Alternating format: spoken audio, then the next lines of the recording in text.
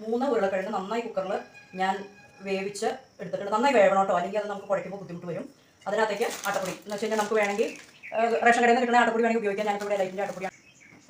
വെളുത്തുള്ളി, ഇഞ്ചി, ഉപ്പ്, പച്ചമുളക്, മല്ലിയില, ഇത്രയും നമ്മൾ ഇടുന്നു.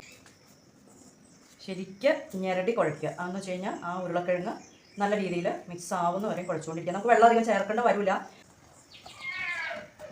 എത്രത്തോളം നമ്മൾ ഇത് മിക്സ് ചെയ്യുന്നോ അത്രയും അത് നല്ല സോഫ്റ്റായിട്ട് നമുക്ക് കിട്ടും. ഉരുളെടുക്കുന്നു, ഇതാ നല്ല രീതിയിൽ. വേണമെങ്കിൽ നമുക്ക് ചെറുത് വേണമെങ്കിൽ ചെറുതായിട്ട് ഉണ്ടാക്കാം, വലുത് വേണമെങ്കിൽ വലുതായിട്ട് വരുത്താം.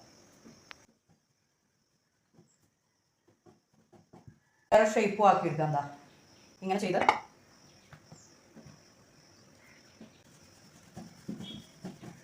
സ്ക്വയറോ ഏത് ഷേപ്പിൽ വേണമെങ്കിലും നമുക്ക് ട്രയാങ്കിളോ ആക്കിയെടുക്കാം. എന്നിട്ട് നമ്മളിത് തവയിലിട്ട് ചപ്പാത്തി ചൂടുന്ന പോലെ ചുട്ടെടുക്കാം. ഓക്കെ.